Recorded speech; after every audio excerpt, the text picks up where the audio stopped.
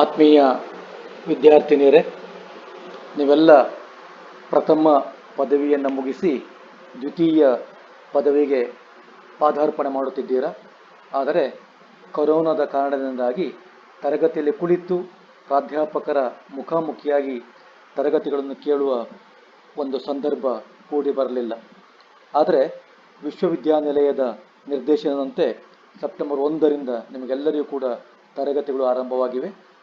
ಈ ವರ್ಷ HEP ಮತ್ತು HPE ವಿದ್ಯಾರ್ಥಿನಿಯರಿಗೆ ರಾಜ್ಯಶಾಸ್ತ್ರದಲ್ಲಿ ಹೊಸ ಪಠ್ಯಕ್ರಮಕ್ಕೆ ಅನುಗುಣವಾಗಿ ಆಧುನಿಕ ರಾಜಕೀಯ ವ್ಯವಸ್ಥೆಗಳು, ಮಾಡರ್ನ್ ಪೊಲಿಟಿಕಲ್ ಸಿಸ್ಟಮ್ಸ್ ಎನ್ನುವ ಸಬ್ಜೆಕ್ಟನ್ನು ಈ ಸಾರಿ ಇಟ್ಟಿರುತ್ತಾರೆ. ಅದಕ್ಕೆ ಸಂಬಂಧಪಟ್ಟ ಹಾಗೆ ನಾನು ಈಗಾಗಲೇ ನಿಮಗೆ ಸಿಲೆಬಸ್ಸನ್ನು ಕೂಡ ವಾಟ್ಸಪ್ ಗ್ರೂಪಿಗೆ ಕಳಿಸಿರುತ್ತೇನೆ.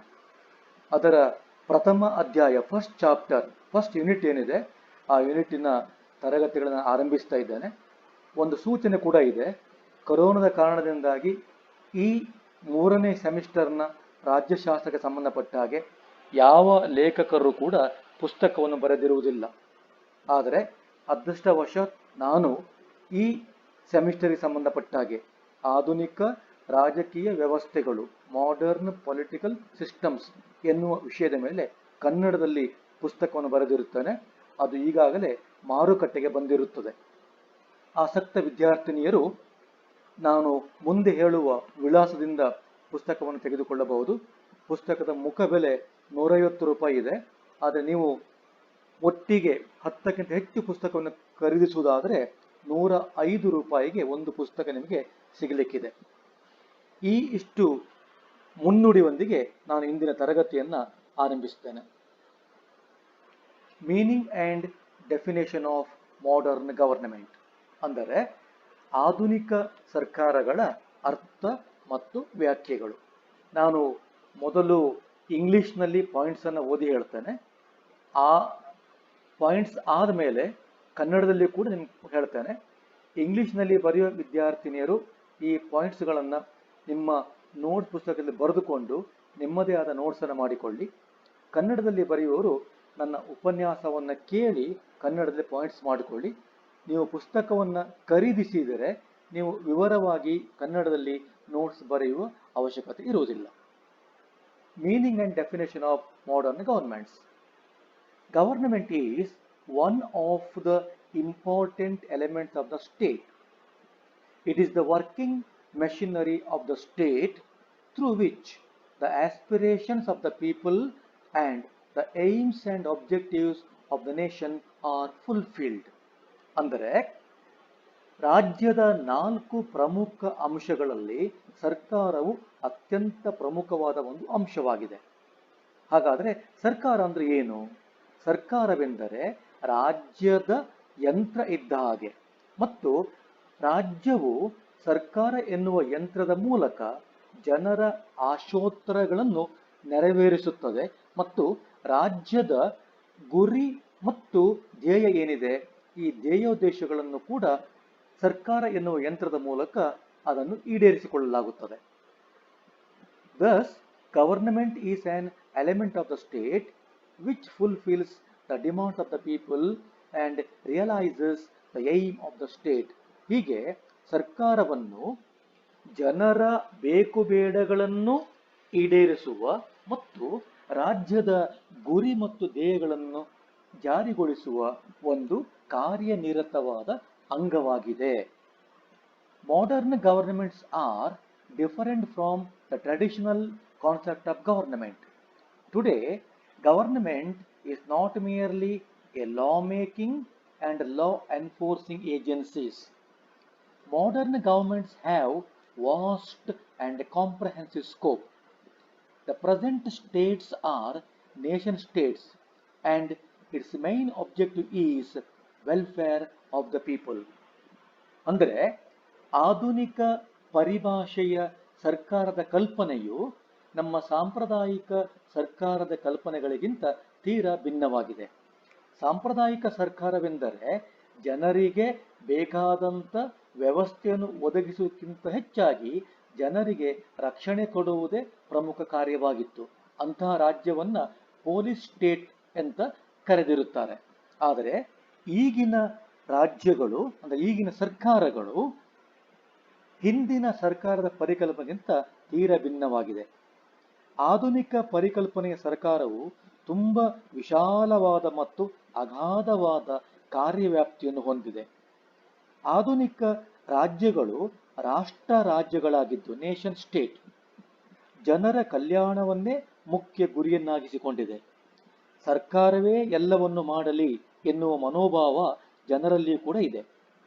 ತೊಟ್ಟಿಲಿನಿಂದ ಸ್ಮಶಾನದವರೆಗೆ ಪ್ರತ್ಯಕ್ಷವಾಗಿ ಅಥವಾ ಪರೋಕ್ಷವಾಗಿ ಸರ್ಕಾರದ ನಂಟು ಇರುವುದನ್ನು ನೋಡಬಹುದು. ಆದ್ದರಿಂದ ಆಧುನಿಕ ಸರ್ಕಾರಗಳು ಎಲ್ಲರನ್ನೂ ಮತ್ತು ಎಲ್ಲವನ್ನೂ ವ್ಯಾಪಿಸಿರುವ ವಿಶ್ವವ್ಯಾಪಿಯಾಗಿದೆ ಎಂದರೆ ತಪ್ಪಾಗಲಾರದು. ಇನ್ನು ಸರ್ಕಾರಕ್ಕೆ ಸಂಬಂಧಪಟ್ಟಾಗೆ ಅನೇಕ ವ್ಯಾಖ್ಯಾನಗಳನ್ನು ನಾವು ಗುರುತಿಸಬಹುದು. ಸರ್ಕಾರದ ಈ ವ್ಯಾಖ್ಯಾನಗಳನ್ನು ನಾವು ಅವಲೋಕಿಸಿದಾಗ ಸರ್ಕಾರ ಅಂದರೆ ಏನು ಎನ್ನುವ ವಿಷಯದಲ್ಲಿ ನಮಗೆ ಒಂದು ನಿರ್ದಿಷ್ಟವಾದ ಕಲ್ಪನೆ ಸ್ಪಷ್ಟವಾಗಿ ಗೋಚರಿಸುತ್ತದೆ. ಚಿಂತಕರಲ್ಲಿ ಸರ್ಕಾರದ ವ್ಯಾಖ್ಯೆಗೆ ಸಂಬಂಧಪಟ್ಟಾಗೆ ಒಮ್ಮತ ಅಭಿಪ್ರಾಯ ಇರುವುದಿಲ್ಲ, ಅಂದರೆ ಏಕಾಭಿಪ್ರಾಯ ಅವರಲ್ಲಿ ಇರುವುದಿಲ್ಲ. ಬೇರೆ ಬೇರೆ ಚಿಂತಕರು ಬೇರೆ ಬೇರೆ ರೀತಿಯ ವ್ಯಾಖ್ಯಾನವನ್ನು ನೀಡಿರುತ್ತಾರೆ. ಈ ವ್ಯಾಖ್ಯಾನಗಳನ್ನು ನಾವು ಈ ರೀತಿ ಗಮನಿಸಬಹುದು. Definitions of the government. As I said earlier, there was no unanimous opinion among the political thinkers regarding the meaning of the modern governments. Therefore, the thinkers defined the meaning of the government differently. Scholars have defined government differently, and in the opinion of the scholars, the government is a body of persons that constitutes the governing authority of a political unit. According to Merriam-Webster dictionary, the definition of the government comprises 1. The group of people who control and make decisions for a state. A particular system used for controlling a state, the process or manner of controlling the state. The government is an important element of the state which fulfills the aspirations of the people and the objectives of the nation. ಅಂದರೆ ಸರ್ಕಾರದ ಕುರಿತು ಅನೇಕ ವ್ಯಾಖ್ಯೆಗಳಿವೆ. ಈ ವ್ಯಾಖ್ಯೆಗಳು ಭಿನ್ನ ಭಿನ್ನವಾಗಿದ್ದು ಎಲ್ಲ ವ್ಯಾಖ್ಯೆಗಳು ಕೂಡ ಒಂದೇ ತೆರನಾಗಿಲ್ಲ. ಆದರೆ ಈ ವ್ಯಾಖ್ಯೆಗಳ ಒಟ್ಟು ತಾತ್ಪರ್ಯವೆಂದರೆ ಸರ್ಕಾರವೆಂದರೆ ಜನರ ಆಶೋತ್ತರಗಳನ್ನು ಈಡೇರಿಸುವ ಮತ್ತು ರಾಜ್ಯದ ಗೊತ್ತು ಗುರಿಗಳನ್ನು ಈಡೇರಿಸುವ ಒಂದು ಸಮುದಾಯವಾಗಿದೆ. ಮೇರಿಯಂ ವೆಬ್ಸ್ಟರ್ ಶಬ್ದಕೋಶದ ಪ್ರಕಾರ ಸರ್ಕಾರಕ್ಕೆ 3 ರೀತಿಯ ವ್ಯಾಖ್ಯಾನವನ್ನು ಗುರುತಿಸಿದೆ. 1. ದೇಶ ಅಥವಾ ರಾಷ್ಟ್ರವನ್ನು ನಿಯಂತ್ರಿಸುವ ಮತ್ತು ನಿರ್ಧಾರಗಳನ್ನು ತೆಗೆದುಕೊಳ್ಳುವ ಜನರ ಸಮೂಹ. 2. ದೇಶ ಅಥವಾ ರಾಜ್ಯವನ್ನು ನಿಯಂತ್ರಿಸಲು ಬಳಸುವ ನಿರ್ದಿಷ್ಟವಾದ ವ್ಯವಸ್ಥೆ. ಮತ್ತು 3. ದೇಶ ಅಥವಾ ರಾಜ್ಯವನ್ನು ನಿಯಂತ್ರಿಸುವ ವಿಧಾನ ಅಥವಾ ಪ್ರಕ್ರಿಯೆ. ಡಾಕ್ಟರ್ ಹೆರಾಲ್ಡ್ ದಾಂಬ್ರೋ ಅವರ ಪ್ರಕಾರ ಸರ್ಕಾರವೆಂದರೆ ಪ್ರಮುಖವಾಗಿ ಇಡೀ ಸಮಾಜಕ್ಕೆ ಅನ್ವಯವಾಗುವಂತಹ ಸಾರ್ವಜನಿಕ ನೀತಿಯನ್ನು ರೂಪಿಸುವ ಜವಾಬ್ದಾರಿಯನ್ನು ಹೊಂದಿರುವ ಸಂಸ್ಥೆ. ಹೀಗೆ ಸರ್ಕಾರಕ್ಕೆ ಸಂಬಂಧಪಟ್ಟಂತೆ ರಾಜಕೀಯ ಚಿಂತಕರು ಬೇರೆ ಬೇರೆಯೇ ರೀತಿಯಾದಂಥ ವ್ಯಾಖ್ಯೆಗಳನ್ನು ನೀಡಿರುವುದನ್ನು ನಾವು ಗಮನಿಸಬಹುದಾಗಿದೆ. ಇನ್ನು ಆಧುನಿಕ ಸರ್ಕಾರಗಳ ಅಧ್ಯಯನದ ಮಹತ್ವ. The importance of the study of modern government. Why government is important? What is the role of the government? The answer to this question is the significance or the importance of the government. As we know, government is a very, very important element of the state which fulfills the demands of the people. It is the working machinery of the state. without which state cannot realize its goal. Therefore, government is very, very important, and we can discuss the significance of the government in the following manner. Government is the working machinery of the state.